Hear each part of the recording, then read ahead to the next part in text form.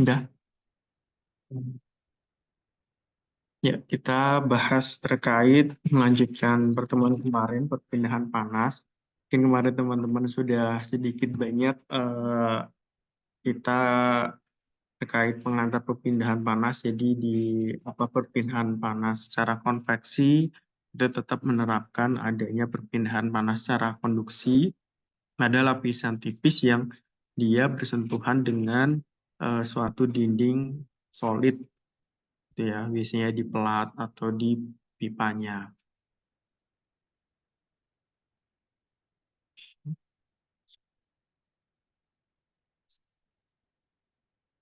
Nah, dalam proses industri, sebagian besar perpindahan panas itu ketika secara konveksi akan lebih terjadi konveksi secara paksa umumnya, karena di sana melibatkan adanya gaya yang diberikan, adanya aliran dari pompa, dan lain sebagainya. Nah, panas dipindahkan di sini dengan bantuan aliran fluida. Jadi misalnya eh, fluida panas, panasnya untuk mendinginkan suatu aliran di fluida dinginnya, kayak gitu. Atau eh, dalam konteks lain bisa jadi fluida dingin digunakan untuk menyerap atau mengurangi panas dari suatu fluida yang panas itu. Jadi penurunan suhunya, acuannya misal dari T1 ke T2, itu fenomenanya perpindahan panas secara konveksi.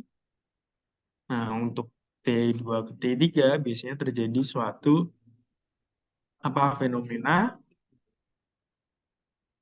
fenomena apa? Kalau kemarin tadi udah disebut perpindahan panas secara konduksi, ya kan, dianggapnya ada suatu lapisan tipis dia karena ada pengaruh dari gesekan di dindingnya. Ini masih ada suara, apa suara saya mantul?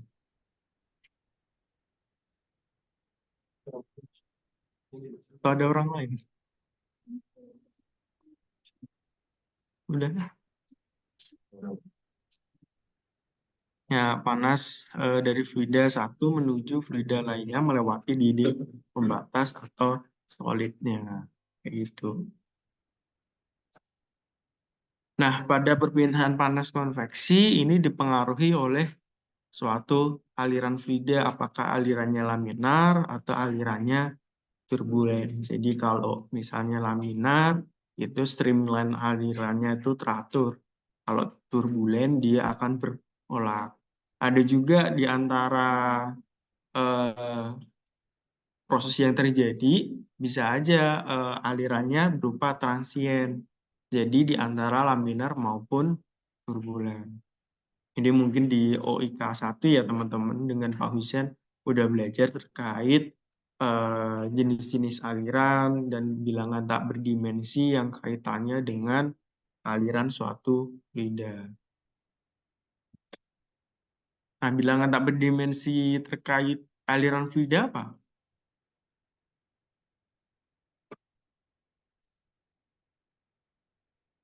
Apa kemarin?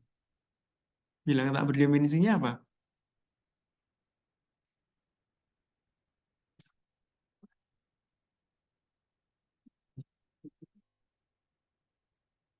Terpengaruh kan dengan Pak Husen. Semester lalu OIK 1. Itu kita belajar itu sih Pak.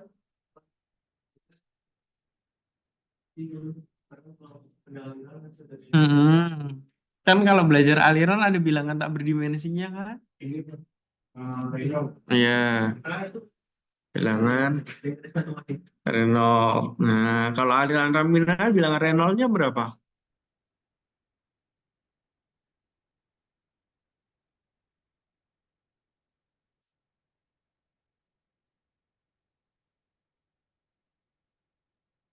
Berapa?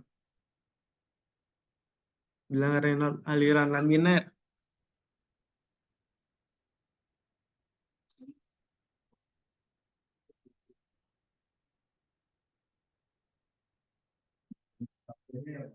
Hmm?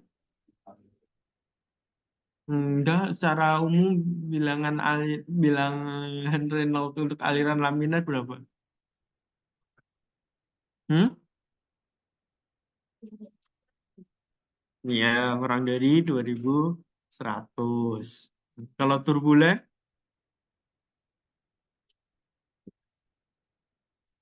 hmm?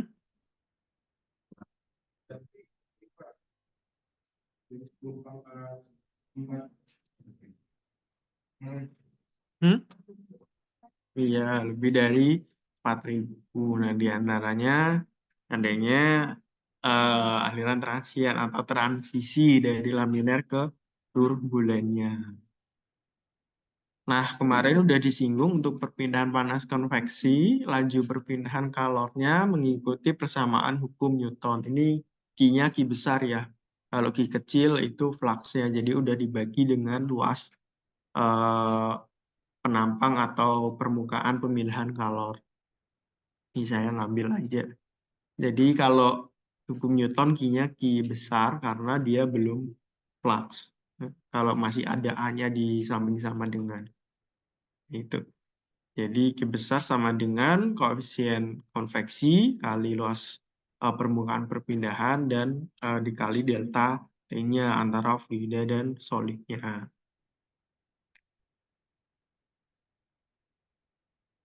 Nah, besaran koefisien konveksi atau H tadi dipengaruhi tadi yang pertama jenis aliran fluida ada laminar atau turbulen, kecepatan alirannya V-nya bisa simbolnya V atau U, beda temperatur, bentuk geometri yang dilalui apakah itu cylindrical atau sebagainya, kemudian juga viskositas.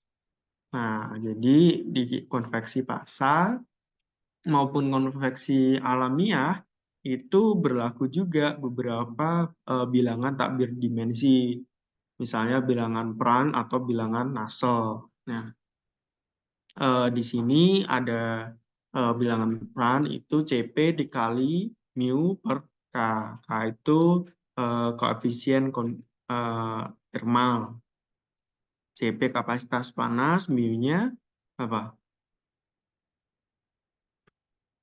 Mu. Apa mu? OIK 1?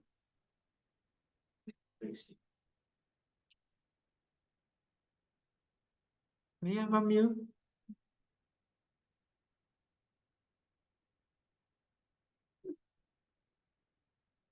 Di bukan penentuan bilangan Reynolds ada kan? Apa? Mu apa di situ? Enggak. Hah? Enggak, mu itu apa? Iya, viskositas. Nah, ya, terus kemudian bilangan Nusselt H kali DH per K. K-nya tadi hanya koefisien eh, konveksi, terus dia-nya itu diameter hidrolis atau yang diameter kerja dari aliran fluidanya. Bisa juga nggak berupa D, tapi panjang. Misalnya kalau misal dia geometri apa bentuk geometri sistemnya bukan pipa kayak gitu. Jadi untuk yang nasal nih tergantung geometrinya ya. Jadi kalau misalnya nanti bentuknya pelat, ya itu X, berapa panjang dia bekerjanya, bukan D-nya. Nah, kalau konveksi pasa yang paling menentukan itu adanya bilangan Reynolds. Itu tadi. Nah, bedanya kalau konveksi alamiah, itu dia pakainya bilangan tak berdimensi Grashof. Jadi, yang paling membedakan antara konveksi secara paksa maupun alamiah itu penggunaan adanya pengaruh dari aliran fluida bilangan tak berdimensi Reynolds atau Grashof-nya. Nah, nasal number tadi itu merupakan fungsi dari Reynolds dan bilangan Prandtl untuk dikonveksi paksa, secara paksa. Nah, ini tadi faktor penentu nilai koefisien perpindahan panas konveksi kalau kita tinjau dari bilangan tak berdinamika. sinyal. Jadi aliran paksa dikuantifikasi oleh bilangan tak berdimensi Reynolds. Kalau aliran atau konveksi alamiahnya dikuantifikasi oleh bilangan tak berdimensi Grashof. Jadi yang perlu teman-teman pahami itu tadi, apakah nanti di industri perpindahan panas di sistemnya itu secara paksa atau secara alamiah.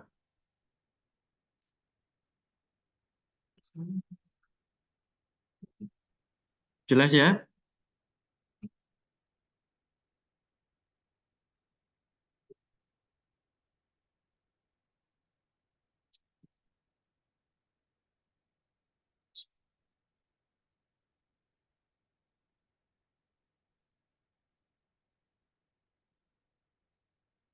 Nah, bilangan Reynolds tadi teman-teman dulu sama pasien praktikum apa?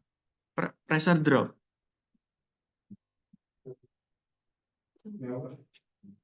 UIK 1 kan. Kalau sama saya filtrasi sama apa dulu? Sizing kan. Gradient sizing. Kalau sama pasien pressure drop. Oh. Ya udah.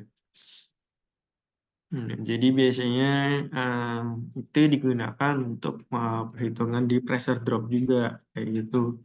Jadi makanya bilangan Reynolds untuk aliran fluida itu bergantung pada diameter pipa selain kecepatan, viskositas fluidanya kayak gitu. Nah, untuk pipa tunggal dengan penampang pipa berbentuk lingkaran, maka diameter yang digunakan tuh diameter dalam pipa atau diameter hidrolis dari fluidanya, DH-nya, diameter kerjanya, bukan diameter luarnya. Untuk pipa yang penampangnya tidak berbentuk lingkaran, maka harus diameter hidrolis itu sama aja sih. Jadi intinya DH atau D itu intinya ketika ada kata hidrolis itu diameter yang bekerja pada suatu fluida itu. Nah, di sini misal diameter hidrolis dirumuskan sebagai DH sama dengan 4 RH. Nah, RH itu apa? Cross section area of channel dibagi weighted perimeter of channel. Cross section area itu apa artinya? Cross section apa?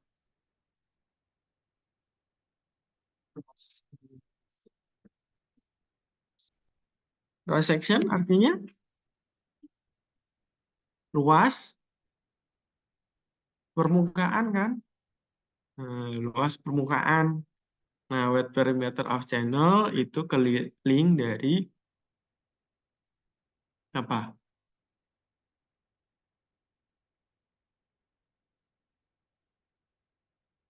Ya keliling bidang kerjanya kayak gitu.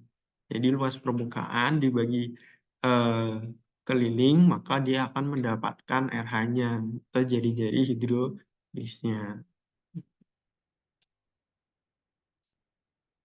Ini misal untuk diameter hidrolis pipa silinder RH itu tadi kan DH sama dengan 4 RH.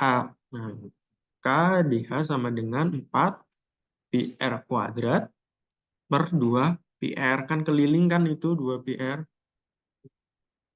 Sehingga DH sama dengan 2R. Atau diameter kan sama dengan 2 kali jari-jari. Nah, gimana kalau misalnya bentuk pipanya itu anulus? Nah, anulus itu gimana? Jadi misal di dalam pipa ada pipa kayak gitu. Tapi di sini yang digunakan untuk eh, fluida kerjanya itu yang warna coklat, bukan yang putih. Jadi misalnya aliran yang ditinjaunya, fluidanya itu di lingkaran yang coklat. Jadi bisa ngebayangin kan maksudnya pipa di dalam pipa. Hah? Apa? Heeh. Bisa kan ngebayanginnya?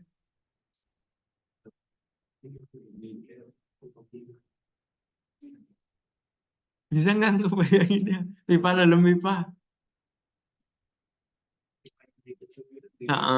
pakai lebih kecil di dalam, pipanya lebih besar di luar. Jadi misalnya eh, panasnya tuh alirannya yang coklat, terus pipa yang dalam yang putih tuh fluida dingin kayak gitu. Atau kebalikannya juga bisa. Nah, nanti tinjauannya misal kalau yang ditinjau yang aliran di coklatnya, maka diameter hidrolisnya samaannya jadi itu luas. Ya, misal paling sederhana destilasi itu destilasi tapi bukan yang ulir ya, yang biasa tegak biasa ada kan. Nanti heat exchanger juga banyak yang kayak gini.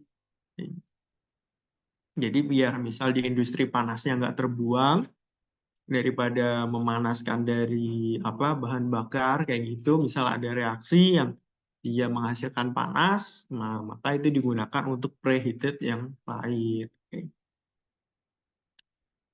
Nah, jadi untuk diameter hidrolisnya ketika yang ditinjau yang coklat itu DH-nya sama dengan 4 kali luas yang coklat dari pusat pipa itu dikurangin luas dari pusat pipa yang putih aja dibagi keliling keduanya kayak gitu.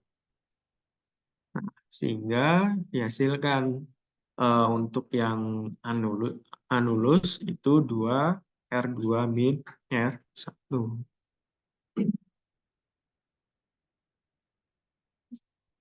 Paham? Hah? Ya, anulus itu aliran yang dia mengalir di antara dua pipa itu. Jadi kalau ada pipa, gambarannya kayak donat lah. Yang donat tengahnya bolong tuh alirannya dingin, tapi yang bagian donatnya tuh alirannya panas atau sebaliknya. Nah, yang bagian dagingnya donat, ini yang anulus yang ditinjau. Cuma kan kalau donat kan ya cuma segitu kan, tapi ini panjang. Ini dipotong secara melintang ya. Ah, dipotong cross section. Apa? Potongnya bukan yang memanjang gini, tapi mentah. Penampang lintangnya. Mm-mm.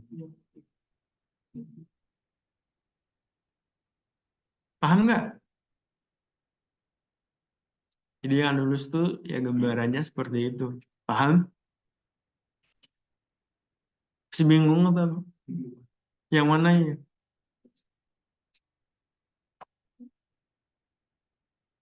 Kenapa? Ya, nggak apa-apa, nanya aja.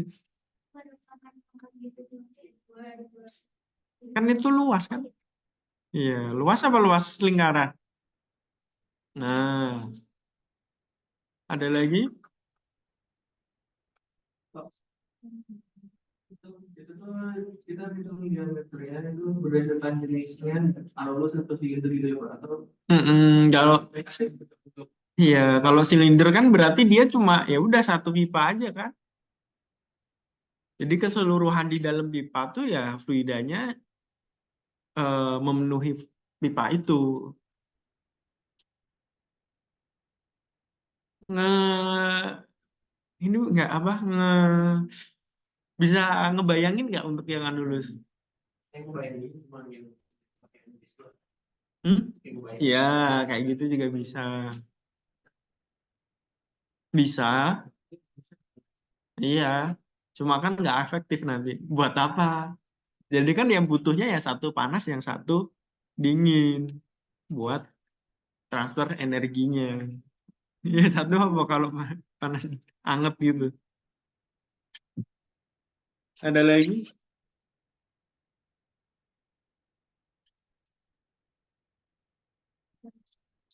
Nah, nggak ada yang tanyakan?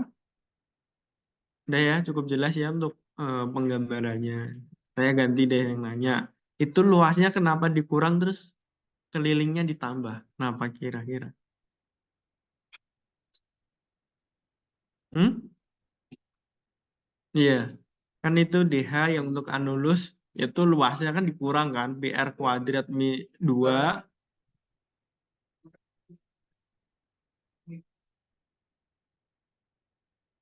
Ya itu kan dikurang yang luasnya. Kelilingnya yang bawah kenapa ditambah?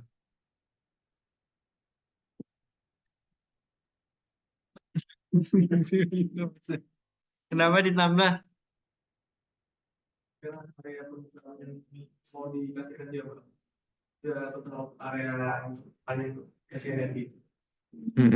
Ya, jadi kan kalau luas tuh ya penampangnya itu kan luas. Tapi kalau keliling kan berarti ada dua bagian lingkaran yang dia disentuh fluida. Jadi ibaratnya kayak eh, air apa bagian luar keliling dari pipa yang dalam sama bagian dalam untuk pipa yang lebih besar kan. Nah, makanya dia kelilingnya ditambah. Paham? Ini kursor saya muncul nggak? Muncul kan? Nah, ini kan lidahnya bekerja terjadi gesekan misalnya di sini ya. Nah, ini keliling satu, nah keliling duanya ini karena dia eh, fluida anulusnya di sini kan. Kalau kalau untuk yang silinder kan dia kelilingnya cuma yang dalam aja kan, air dalam kan.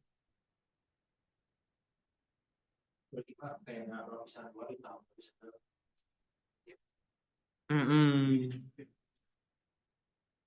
Nah, untuk R1 ini jari-jari pipa pipa dalam tapi yang luar ya. Misal kalaupun misal nih pipa putihnya itu kan dia pasti punya dua jari-jari kan, jari-jari pipa dalam dan jari-jari pipa luarnya karena kan pasti pipa punya ketebalan.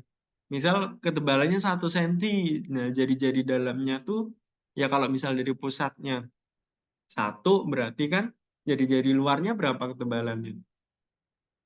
Dua kan jadinya. Nah, kalau bisa ketebalannya satu. Nah, jadi, tapi yang dipakai itu yang bagian jari-jari luar pipa dalamnya. Paham kan maksudnya? Iya, Pak. Nah, ini untuk hubungan antara bilangan Nusselt, bilangan Planck, dan bilangan Reynolds untuk aliran laminer dalam pipa. Jadi dari persamaan bilangan tak berdimensi Nusselt, HA kali D per K itu bisa dijabarkan. Jadi 1,86 kali bilangan Reynolds kali bilangan Planck D per L pangkat sepertiga kali viskositas B per viskositas W. Kayak gitu. Viskositas B-nya viskositas fluida pada suhu rata-rata fluida dan viskositas W itu viskositas fluida pada suhu di dindingnya. Tuh. Nah, biasanya kalau misal apa namanya nggak terlalu biasanya nggak akan terlalu selisih jauh. Nah, di sini apa mu B per mu W dianggapnya satu. Tuh. Nah, sehingga laju perpindahan kalor dapat dirumuskan tadi mengikuti hukum Newton. Nanti teman-teman kalau ditanyanya perpindahan kalor Q-nya, itu Q-nya pakai Q besar ya nulisnya. Ini karena saya ngambil aja. Kecuali kalau fluxnya udah laju sebenarnya udah dibagi A sih itu. Jadi udah nggak ada luas luas penampang untuk perpindahan kalor konveksinya. Kayak gitu kalau Q-nya udah kecil. Nah, TW dikurangin TF, temperatur apa dindingnya dikurangi temperatur fluidanya. Bisa yang lebih panas dari fluidanya, bisa yang lebih panas ke dindingnya. Yang penting delta T ini dia apa? Harus positif. Jadi tinjauannya nanti yang teman-teman ubah-ubah kayak gitu.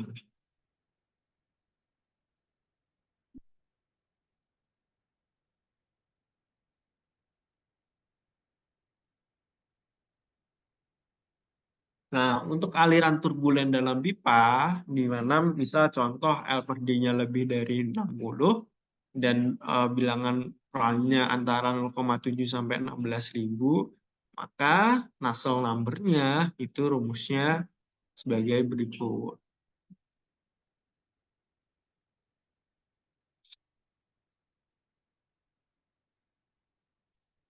Nah, ini misal kalau ada aliran turbulen dalam pipa, jika alirannya berupa udara dengan tekanan 1 atmosfer.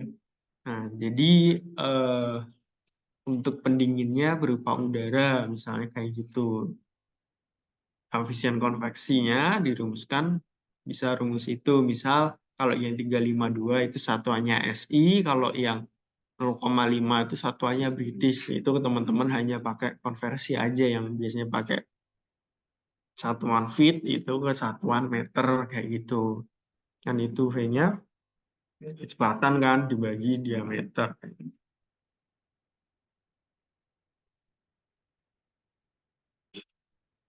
Nah, ini untuk koefisien jika alirannya berupa air dengan range temperatur 4 sampai 105 derajat Celcius atau sekitar sekian Fahrenheit. Nanti teman-teman perhatikan dulu suhunya berapa kayak gitu. Atas bawah sama aja, hanya bedanya satuan kayak gitu. Yang beda konstanta untuk konversinya itu kan. Ini udah dibantu berapa konversinya. Jadi misal kalau satuannya SI 1429 dikali 1 plus 0,0146 kali suhunya dalam Celcius dikali P per D.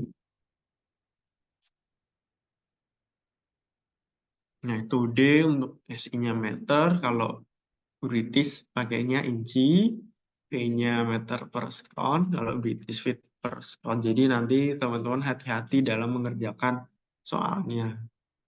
Kemarin banyak yang salah soal Bu Nova ya, R-nya ya. Sih ya.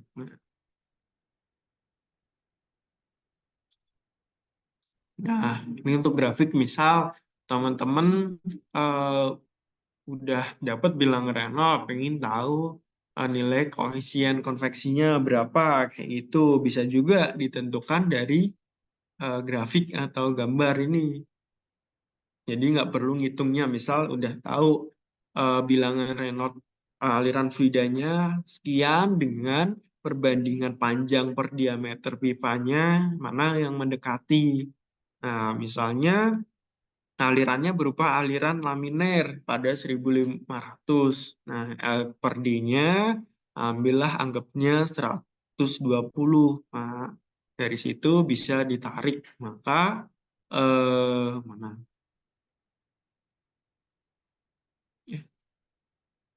Ini misal 1500, L per D-nya 120. Nah, maka koefisien konveksinya mendekati 0,003. Nah, dari sini terlihat ketika nilai bilangan, jadi yang X ini bilangan Reynolds ya, yang Y ini nilai koefisien konveksi.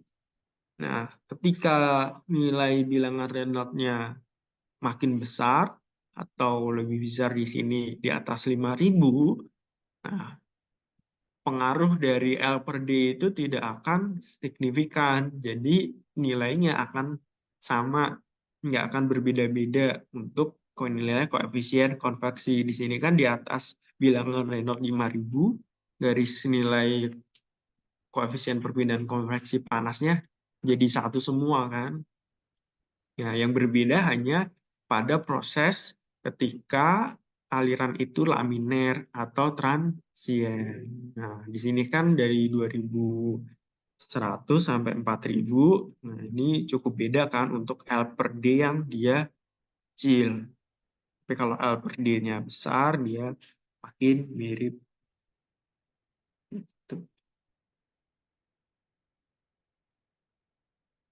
Nah, ini misal sistem double pipe, kalau tadi misalnya pipanya dipotong di tengah-tengah pipa ini, ya gambarannya anulus tadi. Ini kursor saya kelihatan kan? Jadi misal dipotongnya di tengah-tengah gini, tadi yang laju perpindahan kalornya diperoleh di persamaan Q sama dengan U kali A kali delta TLM. Nah, apa itu delta TLM? Itu log mean temperature difference. Atau kalau nulisnya nggak delta TLM, biasanya nulisnya delta LMTD atau log mean temperature difference. Jadi biasanya mungkin beberapa buku simbolnya delta TLM atau beberapa buku nulisnya TLMTD kayak gitu. Nah, maka biasanya kalau dulu pengalaman saya waktu saya apa eh, coba daftar kerja di industri proses apa namanya bioteknologi yang pembuatan micin, nah itu di Jeddah. Nah ini ditanyain nih persamaan kayak gini untuk heat exchanger kayak gini. Apa itu delta LMTD? Dapatnya dari mana? Nah, jarang-jarang biasanya perusahaan akan nanyain kayak gitu. Cuma kalau beberapa kalian bagian proses atau bagian ya mungkin proses ya itu atau utilitas itu akan biasanya ditanyain kayak gitu. Karena kan heat exchanger biasanya itu masuk proses atau utilitas pada proses pendinginan, pemindahan panas untuk mengefisienkan energi yang ada di industri kayak gitu. Punya koefisien perpindahan kalor overall ya hanya luas. Nah, nanti kita belajar bagaimana cara menentukan delta TLMTD kayak gitu. Nah, ini untuk koefisien perpindahan panas overall-nya. Nah, jadi gambarannya ini anulus tadi. Kalau prosesnya anulus tadi, koefisien perpindahan kalor menyeluruh U merupakan koefisien perpindahan kalor gabungan dari semua perpindahan kalor yang terjadi. Mungkin teman-teman untuk penggambaran apa namanya koefisien perpindahan dari yang panas ke rangkaian listrik sudah belajar juga kan di konduksi dengan Bu Nova. Iya kan? Kayaknya keluar di ujiannya Bu Nova.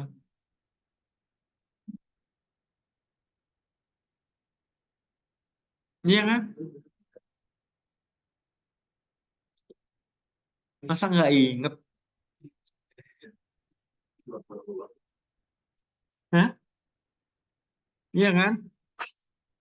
Ya, jadi teman-teman harus ninjau nih, mana yang berpindah secara konveksi, mana yang berpindah secara konduksinya. Nah, ini akan terlihat nih, U sama dengan seper hmm, hambatannya RI, air wall-nya kali R out-nya. Jadi fluida yang bagian luar, fluida bagian dalam, dan air wall-nya. Air wall-nya berarti berpindah secara konduksi.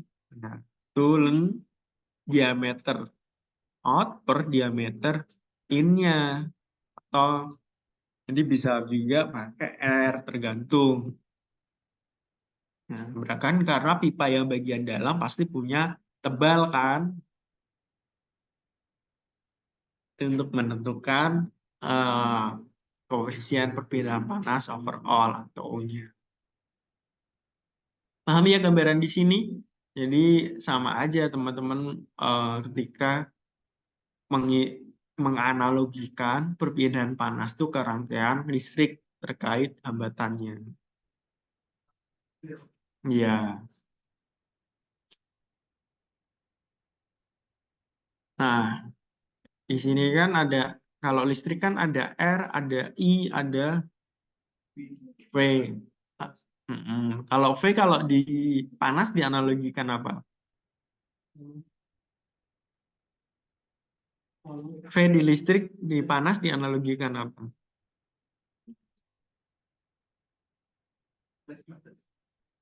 Hmm? Apa ayo kemarin?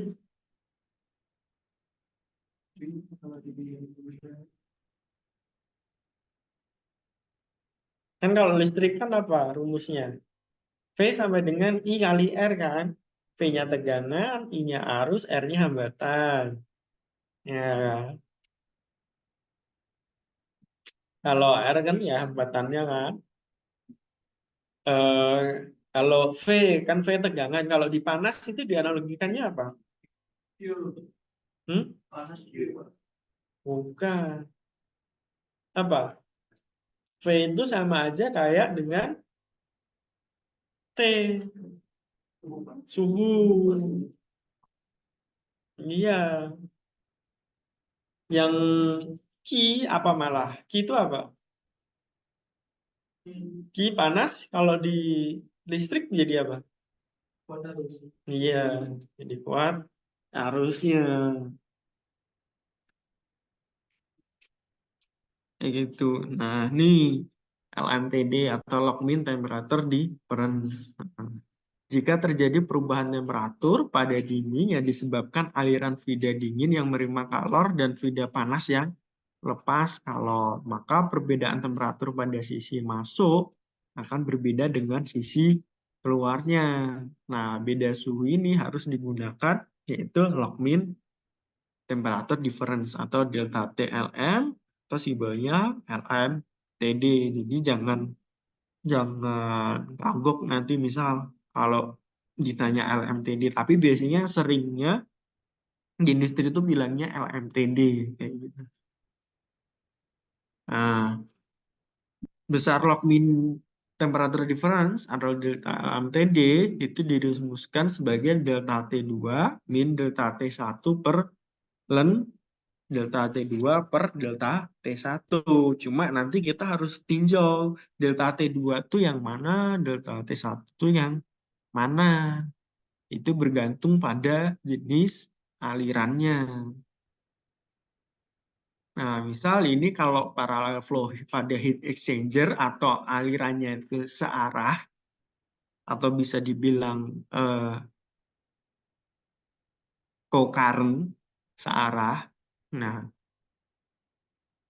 jadi arah apa aliran fluida panas sama dinginnya itu sama, maka delta T1 itu ya TH in min TH TC in.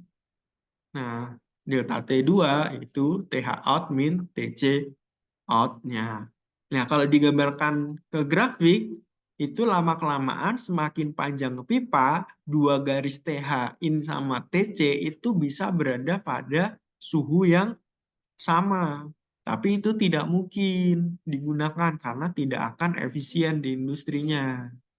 Jadi pasti akan ada selisihnya. Kalau udah sama suhunya, maka tidak akan apa? Tidak akan terjadi apa? Aliran apa? Oh, reaksi. Tidak akan terjadi perpindahan panas kalau udah suhunya sama. Kan nggak ada driving force-nya kan? Perpindahan panas terjadi ketika ada perbedaan suhu. Jadi itu. Nah, yang kedua itu kalau dia alirannya counter flow atau counter current kayak gitu. Nah, di sini jadi apa arah aliran fluida panas dan dinginnya akan berbeda. Grafiknya akan seperti ini. Jadi eh, dia mau sepanjang apapun, TH sama TC tidak akan pernah sama kayak gitu. Pasti akan berbeda. Jadi kalau delta T1 berarti TH in masuk min TC out.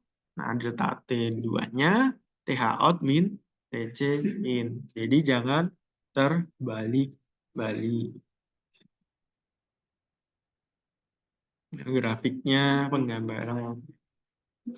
Ya, selesai untuk materinya. Nah, ini ada soal dari bersamaan tadi, teman-teman bisa lihat. Nanti coba coba dikerjakan. Air is flowing at a velocity of 3 meter per second perpendicular to a long pipe shown in the figure. Nah, diminta tentukan rate of heat loss per unit length atau Q-nya. Jadi flux panas yang hilangnya itu berapa dari pipa ke udara. Nah, persamaannya tadi di sini juga udah dibantu dengan persamaan bilangan asalnya. Teman-teman cari I per L-nya berapa?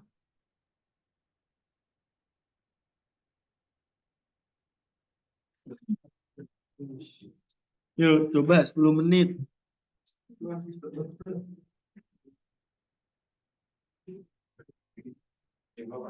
Hah? Hah? Ya, dua tiganya nanti nomor satu dikerjain dulu.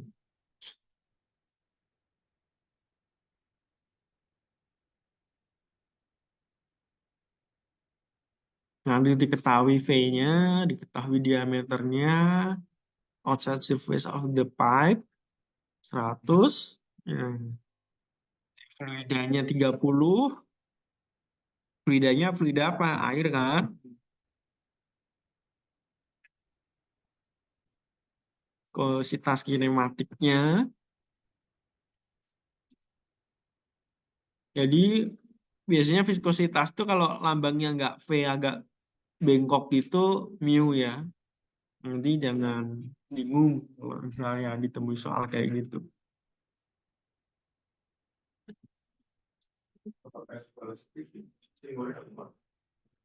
Apa? V biasa, V.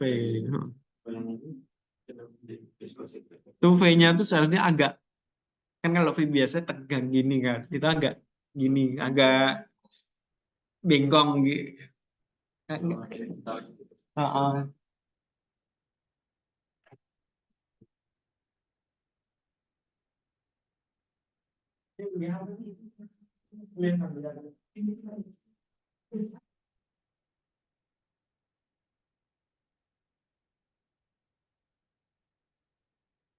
Kan kalau kecepatan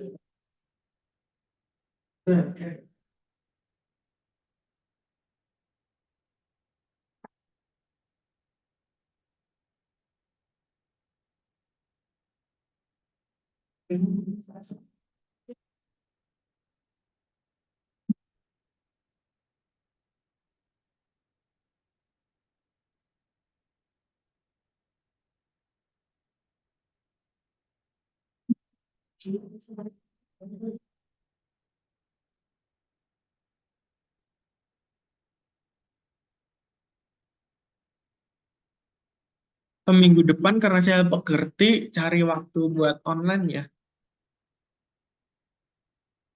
Minggu depan kosong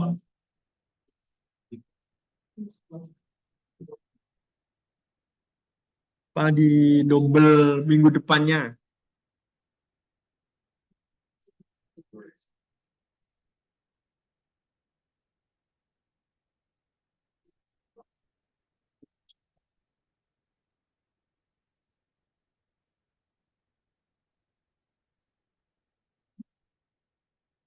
Ya kalian kegiatan karbon tuh hari kerja ya?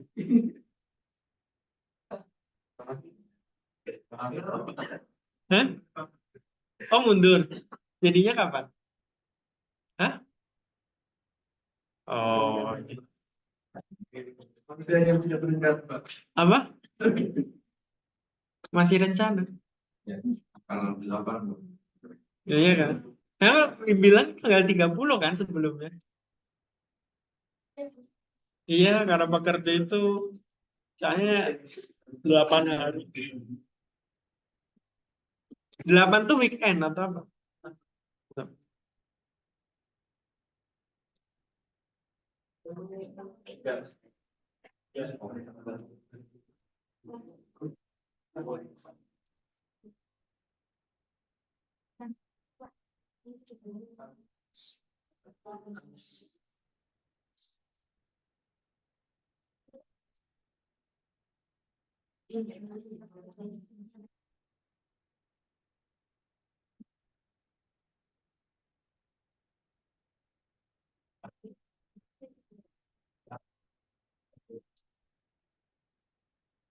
Ayo, ya udah silakan maju.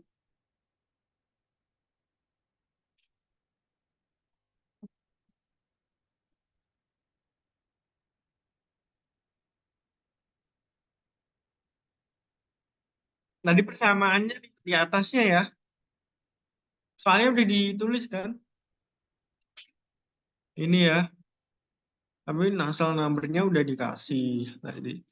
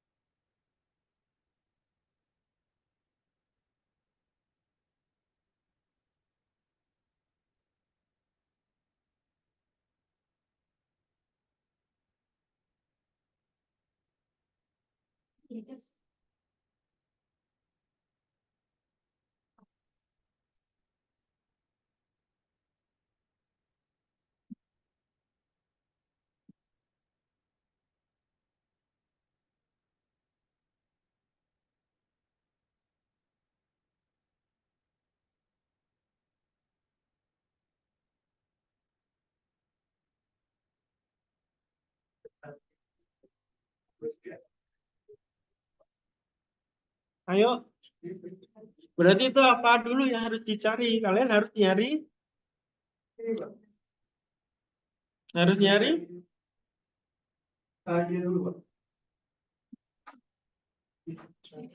hmm? Nyari bilangan Reynolds-nya dulu kan? Nah, terus baru mm-mm. Udah,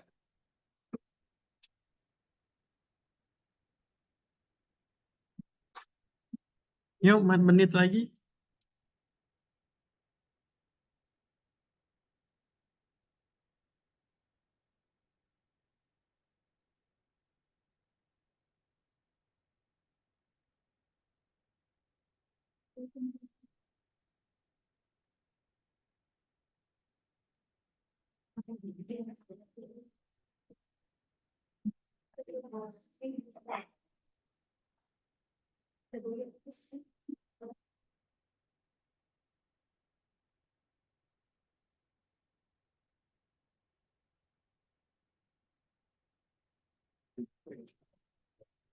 Terus yang masuk final berapa? LKTI berapa? Oh, 10-10. Ada seminarnya. Dua apa satu? Dua pembicara apa satu? Oh, satu. Bayar nggak sih peserta ini? Hmm.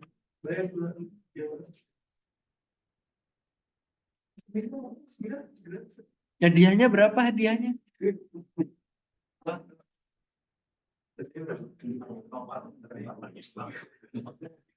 Ada mobil.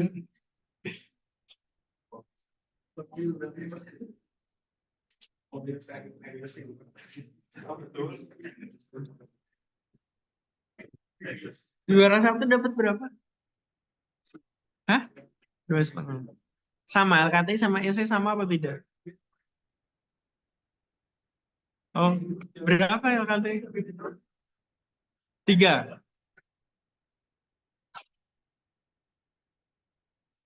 Berapa? 5 juta. Tiga juta. Kalau peserta ada biayanya berapa daftarnya? Murah ya? Oh, nggak 100? Terusnya 100.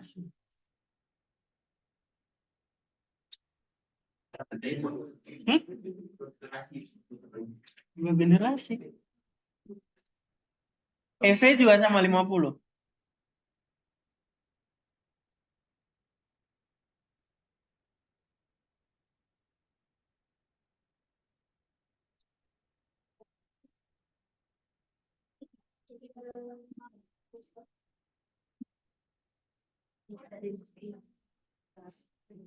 LKTI berapa ya daftar? EC berapa ya daftar?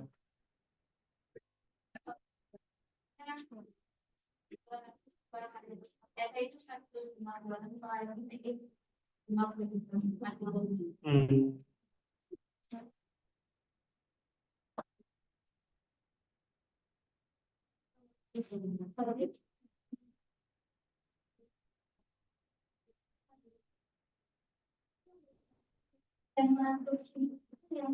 Oh, nanti tahun depan kalau ini LKTI, kalau hadiahnya LKTI lebih besar, biaya pendaftarannya lebih besar.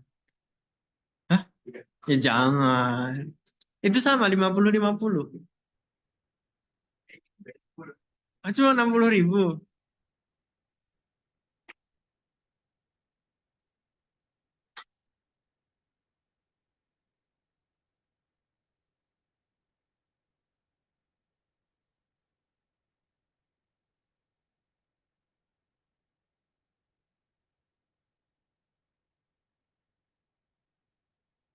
Udah? Ya siapa yang mau maju?